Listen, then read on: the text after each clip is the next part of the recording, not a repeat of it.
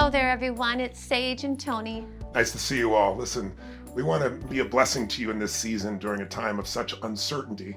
And we just thought we'd share from our experience what's been happening and find out if there's some ways in which you can take this time that we have here, this COVID time, this time of uncertainty and fear and a lot of frustration and anger, and see if we can't convert it into something that's helpful for you.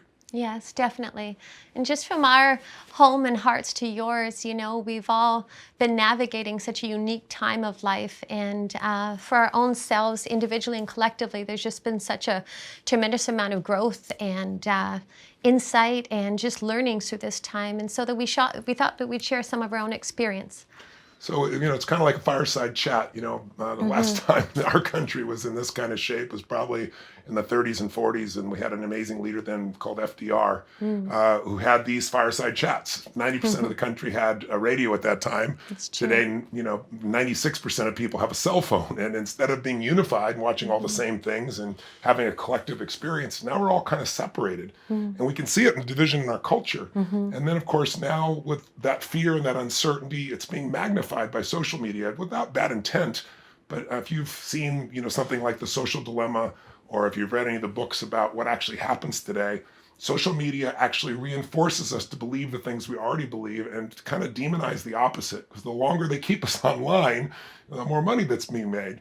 And so we thought, maybe we can punch through together and just take a few minutes and consider some simple things that could perhaps help us get rid of some of the pain, because we're desperately needing some form of unity, some form of connection, so much more humanity, some kindness in the world. And so we thought maybe our conversation, maybe we have a couple real brief conversations with you, and hopefully they've been helpful for you. They've been helpful for us and for our family as well.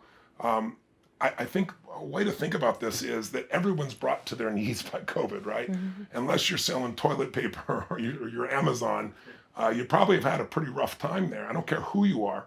And, we have kids that are at home. We're trying to take care of our kids and be teachers and run our lives. And many of us have been separated from our mission and our work in some ways. We're in a place where, if we have family, which we do, that are in their 70s or 80s, very often what happens is those people have been separated out and can't even be next to them or connect to them.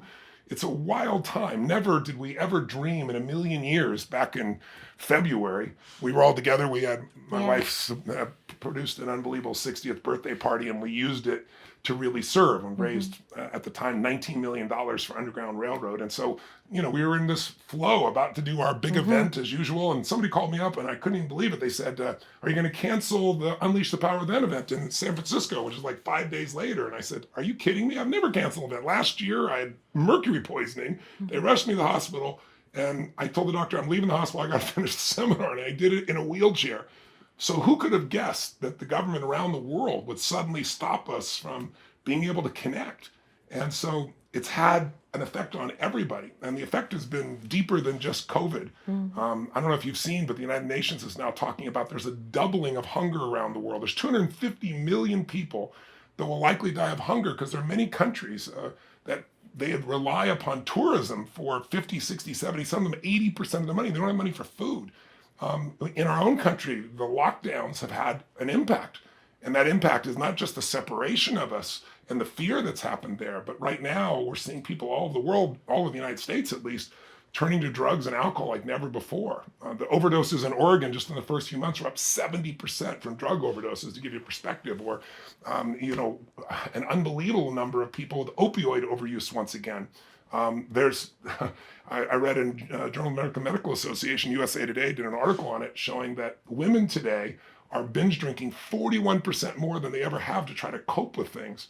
And then to me, the scariest one of all maybe, or at least up there with the hunger, is 1 out of 4 young people, again, according to the CDC, has considered suicide in the last 3 months. What that says is we don't have a compelling future. When things are great, people think they're going to be great forever and they don't prepare. And when things are bad, human beings think it's going to be bad forever. And it's just not true. Life is cyclical and history is cyclical if you study it. What always follows the night, thank God, is the daytime, right? What follows, winter is a spring, and we're in winter. And it's not going to just disappear. So I thought maybe we could plant some seeds about the process, because anytime we go through loss, a death or a family issue, or maybe loss of a job or career. We're all going to experience extreme stress in our life. Nobody escapes it. I don't care how smart you are, how heartfelt you are, how spiritual you are, how much money you have, how intelligent you think you are. We all are going to experience this extreme stress outside of COVID. It's going to happen in our lives. We're going to have family members that are diagnosed, with a debilitating disease, or in some cases, telling them that they're terminal. We're going to have experiences of losing jobs. We're going to of losing businesses. We're going to have all these things happen. We're going to have crimes that occur. So aren't you glad you tuned into this happy moment? But what I want to get is, when we go through those times, if we can make it through them, and we can, three things happen. Number one, you start to realize when you experience severe stress and you push through it, you begin to realize how strong you really are. And that is something you take into the next year, or the next decade, the next stage of your life, and it makes everything richer, where you can help others and help yourself. And if you can push through those incredibly tough times, the other thing that you discover is who are your real friends. Because, when it's the tough times, you get to see who sticks around and who takes off, who's there to support, who's just into themselves. And then third thing that you learn when you go through extreme stress is you really start to develop almost like a protection. It's like people I know, I have a friend that was in Vietnam, decades and decades ago, was locked in a Chinese prison there, in the Vietnamese prison, where he was abused over and over again, tied to the ground, beat for 7 years. We came back, and nothing bothers him now. So the IRS is coming after him. I'll give you your best shot. If the North Korean and the Vietnamese can't get me, then you're not going to be able to get it. So there's a power in going through stress. And the goal is to learn how to use stress instead of let stress use you. And so one way to help you do that is, I'm sure you've heard that when people go through major loss, there is kind of a pattern, like, say, the loss of death, loss of a business, loss of anything. And the first stage almost always is that stage of like shock. Like, what came to us is like, suddenly we can't help people at the time they need us most. And every country started shutting us down, all over the United States, and Moscow and London and Sydney, Australia, and Amsterdam, down in Peru. Suddenly everything was canceled. And the first response was just shock. Like, this can't be. And then the second stage we tend to go through after the shock wears off is, this anger or frustration, not like it's impossible. It's not just shock. It can't be. There's this feeling inside of us that it's not right. It's not fair. And of course, life isn't fair all the time, obviously. It can be more than fair at times, and other times not so much, in the eyes of us as the beholder, looking in the moment instead of the long term of what it means. And then after you go through that, there's usually a period of deep sadness that comes from loss. Some people get depressed. Some people, by the way, get stuck in these stages for a long time. But if you can get over the shock, and if you can get over the anger, and you can experience some of the loss and feel it, then eventually you'll get to a point where you start to bargain. Like, okay, what if I do this, God? Will you do that? Or, you think about in your life or your business, it's just like, it's still trying to make the old come back. But the old really doesn't. And so what we eventually have to do is get to acceptance. Now, I'm an achiever like you. My guess is acceptance? It's not right. I'm not going to accept it. Well, I don't accept whether it's right, but I accept that it is, and therefore we have to deal with it. And when you get to acceptance, there is a release of pain. And most people don't even make it there. They stay in pain so long. But if you make it there, I think there's a sixth step that no one talks about, and that's the step of creation, which is why we're here today. It's like, if you can let go of the past and not try to reignite and create the same thing, we can have it be better than it was.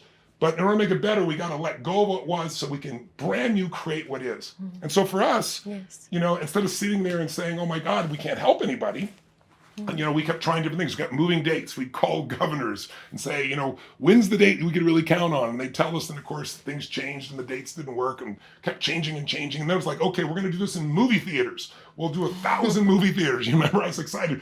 Big screens, and we won't be in person, but it'll be smaller groups. We'll reach everybody. We'll help them. And then they shut down movie theaters. Then we'll go to churches, and they shut down churches. Then, we can go anywhere. It could only be 10 people with masks. And so I finally said the thing I said I'd never do is do this in people's homes, because, you go to an event, if you've ever been to an event, it's like a rock and roll concert for 12, 14 hours a day for 3 or 4 days in a row. I mean, it's incredible. How are you going to do that in somebody's home with some, little computer? I don't want to do some, old man's, kind of webinar or something. And so we went to the creation stage. We said, okay, we have to help people. This is our mission. And so we started to create. And that's what I'm hoping you're about to do. And if you're not, if you can see what stage you're in, are you in the stage of acceptance yet? Have you gone through the shock, and have you gone through the anger and the sadness? And Have you stopped bargaining? Have you accepted, I may not appreciate it, I might not even agree with what people have done, but it is what it is, so here's what I'm going to do now with it. Yes. That's the moment when life can change. And that's the moment when you have to pivot or find a new way or explore new options or move on to something new.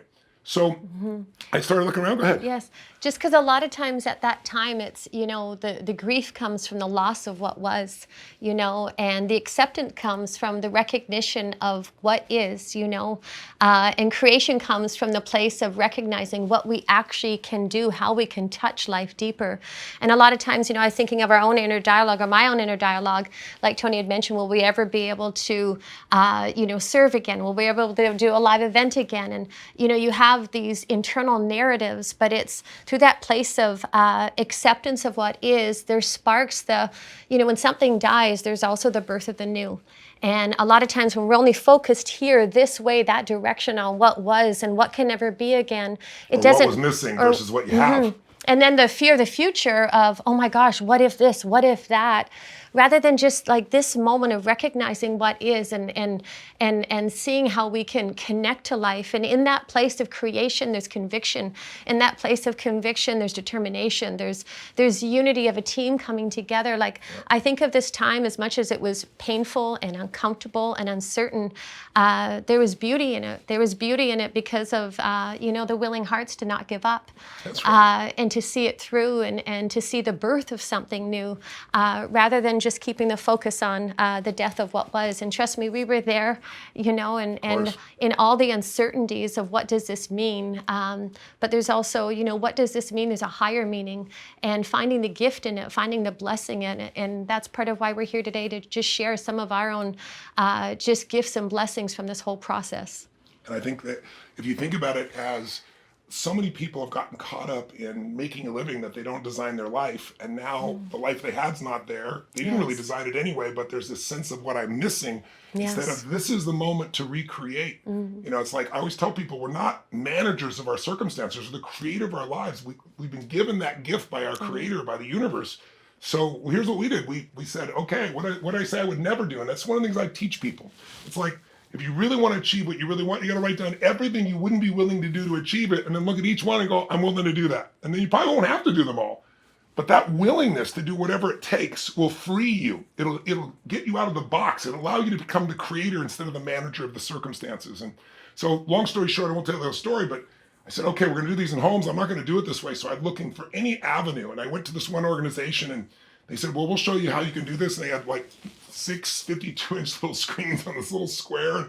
I'm like, this is not a stadium. This is not people aren't going to feel this. And so I took out a tape recorder with my team, and I said, here's what we're going to do. We're going to find a building with like 40-foot high ceilings, and I'll build a 16-foot high, 50-foot wide curved, LED walls that have I want to make it so that it's the same quality as looking at your phone, so we can really see and feel each other. I want to see 180 degrees in front of me and behind me, so I can see at least 3,000 people at a time and swipe in the next 3,000. I want to be able to call them in and look and have a conversation about where are they on the world, and I want to have these devices.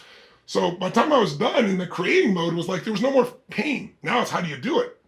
Everyone said it couldn't be done, and I was like, I put 6 organizations together, and I said, we're going to do this. And they said, well, this will take 6 months. I said, we got 9 weeks. and then we decided we'd do an event for people. So we did a free event for 400,000 people for a week. And then we started figuring out how we're going to use this technology even more effectively. And then we did our first Unleash the Power Within virtual one. And it was unbelievable. In some ways, I mean, if you read the social media, some people like it better than the live one because we were right there with you in your living room, with your family, with your kids. And I can't even describe what it's like to see people from 139 countries playing full out, and we're all in different time zones, and just all of us coming together as family and support and kindness, and watching kids getting involved, and I watched this one man, I'll never forget, this Indian man, we were in India obviously, and turban and everything else, and he was clearly upset with his wife, had commandeered the big screen, and within a few hours he was dancing with her, and then we did wood breaking. He ended up doing the wood breaking and participating. So it's actually become a new way, and we're actually reaching more people now than ever before. We've done 5 events, and the average event we've had as high as 30,000. The small event's been 12,500 people all over the world. So what I love about the experience now is there's no limit to helping people when they need it. And we translated 8 languages simultaneously. So COVID has opportunities. I know we don't want to think about it that way, but we have to. Otherwise, you just got to live in pain, right? and to be able to extend whatever you're doing and deliver to whole new levels. So here's what we really want to say to you. The quality of your life is where you live emotionally. And that's the one thing you have total control over. Now, you say, how do I control how I feel? I feel like hell, I feel sad, I feel overwhelmed, I feel stressed. I understand, but all those feelings come from meanings. In other words, is this the end or the beginning? If you think it's the end of a relationship, you're going to behave very differently. If you think it's the beginning of a relationship, right? Is this the end? Are you being punished by God? Is this a challenge from God? Or is this whole situation a gift from God? Or is it not God at all? It's our job to figure it out. It's like the meanings determine how we feel. If you think someone's disrespecting you, you're going to feel really different than if you think they're challenging you or coaching you or loving on you. We have the power, the one power we have. If you really want to be inspired during this time and you're having a real rough time, go pick up Man's Search for Meaning by Viktor Frankl, one of the classic books of all time. And here's a man who literally was captured, put in Auschwitz, witnessed his family being taken from him, murdered, survived all that. But what he learned to do was create what we call a compelling future. He came up with enough reasons. His belief was, you can take my clothes, you can take my food, but you can never take away my ability to have the freedom to think and feel what I want. If you can do that in the middle of Auschwitz, you and I can do it wherever we are in the world during this difficult time. There's a whole generation, we call them the Great Generation. Why? Because they faced the biggest challenges people could imagine. Life as they knew it looked like it could be extinguished by Hitler. And yet that generation rose to the occasion, and we have that opportunity now. It's like we don't usually grow unless we have to. Some people grow because that's their way of being. But if we want to go to the next level, we got to take this challenge on. The other day I was talking to my father, and my dad's a man of few words, and normally, Yes. and this is actually our first holiday season that we won't be together as a family just due to the border closures. My parents live up in Canada. And so at the beginning, there was just a moment of frustration, and we were both venting a bit. And I was like, Pops, I miss you. And he's like, I miss you too. And I said, Dad, like, what's been a gift for you and Mom during COVID and during this time? And he's like, he thought about it, and he's like, we've slowed down. He said, many times your mom and I will just sit on the patio and we'll watch the clouds goes by. He says, I have more pictures of clouds than I ever have in my life. And I said, Dad, I said, I can relate. I said, many times I said, if we're having breakfast outside, we'll just linger that much longer, or if we're saying grace, we'll hold each other's hands and feel the breeze on our face, or watch the birds, like just simple things, our pup like playing in the water or whatever. And there was just this sweet moment of exchange. And here my mind at the beginning of the conversation was looking at, what couldn't be or how I couldn't be with my father. And all of a sudden, my dad was sharing just the beauty of his state of being and the connection that my mom and daddy have had, over these last number of months. He's like, my whole life I've been pushing and I've been going and, feeling so responsible. And he says, this has forced the hand. And he's like, your mom and I, sometimes we'll just sit and watch the dogs outside and hold hands. And as he was telling me this, I was looking outside the window, and there was clouds going by. And I just felt so incredibly dearly close to my father in that moment. And it just so demonstrated and proved that there's no distance, there's no nothing that can separate us. We're truly connected in oneness. And I experienced that state with my father the other day. This was just like 2 days ago. And I hung up and I was like, gosh, if it wasn't for COVID, I wouldn't have shared such an intimate moment with my father and experienced a different state in my dad, just at this stage of his life. And him recognize that. I felt that beauty inside of me. And I hung up the phone and I went and shared it with my family. And, it just became just all day, just that night, just like looking at all the blessings and all the gifts. And actually the gift of slowing down, even though there was both perspectives, we slowed down and then contextually when we started to create, we had to speed back up again. But just that spaciousness of being home, home has such a different definition now. It's our home, it's our sanctuary, it's our place of work, it's our place of prayer, it's our place of play. Family. It's just become this, I don't know, it's a different life for us all. And, for myself, when I stopped resisting what I thought should be different, I really started to be blessed with just experiencing that grace. And that moment in exchange with my daddy the other day was as dear as any moment I've ever shared with him. And we're not going to be together this Christmas, but that moment felt like Christmas to me. So It's beautiful. yeah. So to conclude, let's offer you 3 steps of some action if you want to take these principles and apply them. First, just remember the principle of it's time to create. It's not just time to manage what you got. And if you create, then you will let go of the pain and you will step into another dimension of who you are. What we get never makes us happy anyway. Who we become makes us very, very happy or very sad. And this is an opportunity to become more. We're being called. And so I think the three approaches, some of you notice I wear this little baseball cap a lot of the time, which is convenient to do instead of fix your hair, quite frankly. But it has that little symbol on the front, that lucky symbol. It isn't really about lucky for me. It's about being blessed. And my view is, if you will be a blessing, you will be blessed. And so I think it takes 3 simple steps we'd like you to consider. And maybe after this little video ends, you'll sit down and jot a few notes. The first step, I think, to free yourself is to find the blessing. Find the blessing in all this. I'm not suggesting that it's a blessing that people have died, that's for sure, or that we've been cooped up, or that people have gotten more addicted to drugs, or kids are worrying about whether they want to commit suicide. None of that is beautiful. But in the midst of pain, we have to find beauty, or there's no momentum to create something new. And so find the blessing. That would be the first step, to sit down and make a list of 5 or 10 things, but really feel it, that this has been a blessing. And so, last year we did 118 cities, 16 different countries, some of them multiple times. We've been doing that for decade after decade. This year I've been home longer than every time in my entire life since I was 17. And there's this pull. Now I'm still able to reach people. Those first 6 months I felt like I wasn't doing my part.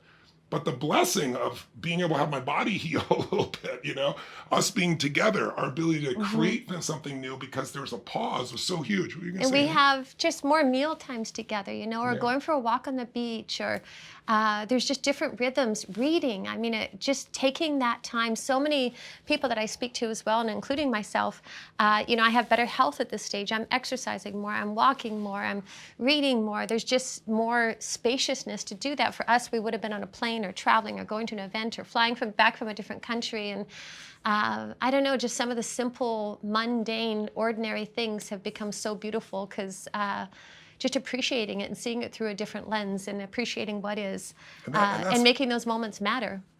And that's the value of a season, right? Why do we have winter? Winter makes everything slow down, and only the strong survive. And if you're strong enough during that time, you can nurture each other. You can be together as family. I always say, winter, some people will freeze to death. We want to do our part to make sure they don't. But also some people learn to ski and snowboard or be with their family or create what's new because the old is dying off. Winter is followed by springtime. It's like if you were God when you set it up that way. Where after the toughest times, you have this new experience of growth and opportunity and expansion.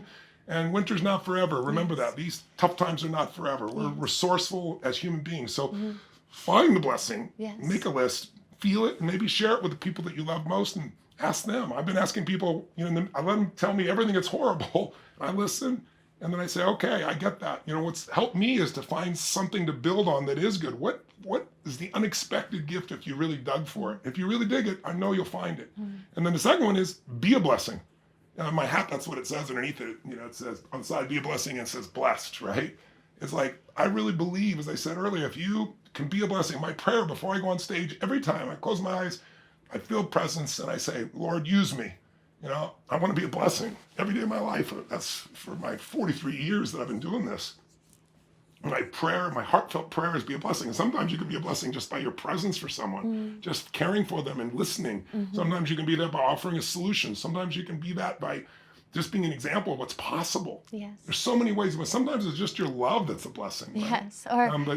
Or it can be as simple as, my father was a blessing to me the other day, just with his presence. And you to him. Yeah, but in that exchange, I've had, different level of conversations on both sides of where we live, our neighbors. I've just bumped into them because we're walking. And it's just been, wow, beautiful people in our life that was so busy. I said hello to them, but I've actually never really had such a meaningful conversation. And, to be a blessing is also just our state of being. And, if you're in a state where you're feeling, you're in a different stage and you're in that, like Tony talked about, the shock or the anger or the sadness stage, still, just know that waves don't last forever, and those waves come in and they go out. And, it's beautiful to bring our state of being to our loved ones, never mind to life, so we can touch life deeper. And, when we let go and accept the reality of what is, all of a sudden in one moment you might have been crying and you can actually actually laugh at the same thing. We've experienced that. Like, we've experienced the loss and the pain of that and been in that. And then we've laughed till we've had tears in the same breath about the same topic. You know, it's healing to be able to just allow yourself to be what's true for yourself in the moment and let that wave to pass and be surprised what comes next. And the gift to just know that our state of being affects those that we love and affects life around us. And it's just a beautiful notion to, is simply just to be present for each other. And so the second step, be a blessing, really is to realize there's always somebody who's got it more difficult than you have, no matter how much you're suffering. When I was, sleeping in my old Volkswagen and trying to survive, the things that would break me out of it was when I get out and I just see somebody who needed something and I could do something. I didn't have money, but I could help them. I could go move the shopping cart. I could help them across the street. And just stupid little things that are not stupid. They're acts of kindness, and acts of kindness, unfortunately, in our current culture that's been so polarized, we so judging other people by whether they believe what we believe. I mean, that's not how life is. Everybody believes different things at different stages. And part of our unification is to have some common values. And kindness and love and growth and contribution are the things that make human beings most fulfilled. Like I said, it's not what you get, it's who you become. So doing something for somebody else, like you can go to a homeless shelter and work for an hour with your kids, and your kids will no longer be worried about other things. They could be seeing other people and seeing the need. When we're called, we get out of ourselves. Suffering is always about ourselves. I remember a woman saying, no, it's not about me. I'm worried about my kids. They're not doing well in school. And I said, man, with all due respect, if you were just worried about your kids are in school, you'd be working on that. Your upset is because you feel you failed your kids, and you haven't. You got to be kinder to yourself. But what you need to do is find something to help. So, we've been feeding people, as most of you know, since I was 17, because I got fed when I was 11. But we also give people this little book called Notes from a Friend. And I remember I was in San Diego not long ago, and we were doing this feeding program in the morning, and then we came back for a second run with some more food, and we gave out this little book, and I wrote it.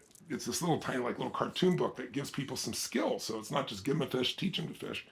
And I'll never forget this young man, his early 20s, and he looked so broken up and everything else. And he came back, and when I came back, a huge smile on his face, and he was helping us pass out the food. And it turned out he took the food we gave him, this giant basket, and he divided it amongst 5 people, himself and 4 other people, because he read this little book and realized the secret to living is giving. And you just saw this joy and this energy in him. His circumstances hadn't changed, but his internal experience had changed. You got to remember, there's 2 worlds to master, the external world and the internal world. And this is the one you got to master first. The outside world can be perfect and you can be miserable. The outside world can be challenging and you can be euphoric. And I'm not saying be euphoric, I'm just saying find the meaning that will move you to the next level. So who can you serve? What can you give? Something simple. Presence, time, energy, whatever you got, you will find yourself freed. And then lastly, if you find the blessings, if you be a blessing, you will be blessed. And you will not only be blessed, but you'll feel blessed. You'll feel the awe, in the little things, like Bonnie Pearl was saying, Sage was saying. You'll feel the joy that comes from just being present with your life. There's so much we're missing. We're going so fast. So perhaps this can be just a reset for you. And if you do it now, maybe our second or maybe our third, we're going to do 3 of these little fireside chats, and you can see they're just flowing, us discussing with you. Hope it's helpful to you. But I think our third one, we're going to talk about how to create 2021 to be your best year ever. Because to me, the greatest story of mankind is the comeback story. Not somebody who's knocked to their knees. Everybody gets knocked to their knees, but they come back not just to where they were, but better than they were. That's what we can do. So let's start with this little bit of homework if you're willing to do it. Don't wait. Don't wait for everything to change. Change internally before everything changes on the outside, and you'll already be free. So your homework's simple. Find the blessings. Make a list, 5, 10, 15 amazing insights or feelings or things that could be precious, that can make this special if we focus on it, and share it with some people and find out what's been a blessing for them. And then be a blessing. How can you serve? What could you do? Something simple in the midst of all your busyness. And then enjoy being blessed, because we all are if we're living at this time in human history. As difficult as it may be, we're creating technology helping blind people to see. We're creating a world where literally you can access any information you want at your fingertips. All we need to bring to it is more gratitude and more love and more kindness. I always say that if you really want to be free, give up your expectations and replace them with your appreciation. Because expectations make upset because they don't always get fulfilled by people, by the world. But when we appreciate, we're free. So that's our little fireside conversation. I don't know if it's helpful for you. I hope it was. It's from our hearts to yours. We just feel for you. We know so many of us have gone through so much pain, and some still are. But the end is in sight. When I say the end, I mean the beginning. That's what it really is. So thank you for allowing us to pop into your home or wherever you are in the world. And we send you love and blessings. It's been beautiful to be with you today. God bless you just coming into this beautiful sacred time, coming into your holiday and our holiday season. We look forward to being with you next time, okay? Take care. Bye-bye. Hey everyone, wasn't that message just beautiful? You know, every time Tony and Sage do this fireside chat in the holiday season, I always feel so grateful that they share their time with us from their home and walk through their personal distinctions on whatever's going on in the world. And this year, it just feels so fitting. It's been a little crazy, and you know, we can all relate to this, so many different emotions, these stages of grief that Tony's talking about. And I'm wondering for you, what's the one that felt the most true? Was it anger, or was it sadness, or was it acceptance, or were you creating? You know, a lot of us have had that frustration at the external limitations. You know, in this community, we can relate. A lot of us are doers, or we want to make things happen. So not physically being able to go out into the world and make an impact, just like Tony not being able to have live events, that gets frustrating. Like Tony was frustrated. And then Tony does that thing, right, where he says the perfect thing at the exact right moment. And he reminded us today of a message. He said that there are two worlds that we need to master. The external, do you remember it? And the internal. Your outside world can be perfect, and you can still be miserable. You know people like this. You hang out with them. You date them. You're married to them. You know, like the year we have has been a little crazy, and some people are still euphoric. I'm sure you've seen people like this. They've had awful things happen in their life, and for some reason, they're not negative and they're not complaining. So what's their secret? You know, our holiday campaign is about being a blessing, but recognizing these secrets. It's understanding and knowing, that inner knowing that life is just happening for you and not to you. You know, people like that, they understand that there's a higher meaning. Everything is happening for a reason. They see beauty inside of pain, and they give up the expectation that we have, and they replace those with just appreciation. That's what makes them free. So the question becomes, how do you experience that kind of freedom and comfort in knowing your purpose is greater than you? And it's about a few things. It's about consciously creating and designing the life that you want. It's about knowing exactly what your purpose is and making sure your actions every single day actually align with what you say you want. And then when you have that purpose, you know, there's that feeling of excitement, of aliveness. It's like you have this conviction. You want to get out of bed early in the morning and stay up late at night, this determination, this laser-like focus, this compelling future that is driving you. And the question now becomes, are we managing our life, or are we the creator of it? And that is a 2-millimeter shift. We want to become the architects of our lives. And as Tony would say, not the manager of our circumstance. Discovering our true purpose and then designing our life to fulfill that. So in our last moment together, I want to share with you, how do you design your life? And not from my answer, but what would Tony say? How do you design your life? And he'll tell you, it's not just sitting down with a piece of paper and writing out your goals at the end of 2020, getting ready for 2021. We're not just going to wake up and there's going to be blue skies and everything's going to change. We've got to put in the work. And that work, Tony's favorite event that we have is Date with Destiny. And I'm going to take a few moments right now to walk you through what that event is. It's a 6-day full immersion event with Tony, and it's his favorite event for a reason. So real quick, real fast, I'm going to walk you through this because in our holiday season, this is the event that we want to invite you to. And so it's about doing the work to figure out, you know, why we are the way we are. It's about deciding what you want to change about your internal world, truly rewiring your nervous system from your beliefs and your values, figuring out your life's purpose.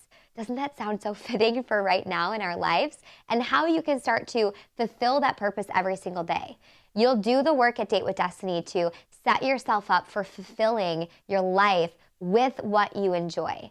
And in a year where this world went upside down, end it with Tony at Date with Destiny, his favorite event. So you can go into 2021 full of purpose, conviction that you are creating the life that you want. And the good news is this is going to be 100% virtual, a fully immersive experience from the comfort of your own home. You could do this with your family, with your dog, with your lover. You can say, babe, we're doing this thing. This is my Christmas gift, my holiday gift, whatever you're celebrating. We have holiday pricing right now, so we want to give this gift to you today. And this is an offer you're not going to see again. We do this with our Fireside Chat. It's a gift from Tony and Sage, and we want to give this to you guys today. So go grab your tickets to Date with Destiny. I cannot wait to see you there. We love you guys. Thank you for sharing this time with us, and we will see you in December. Bye-bye.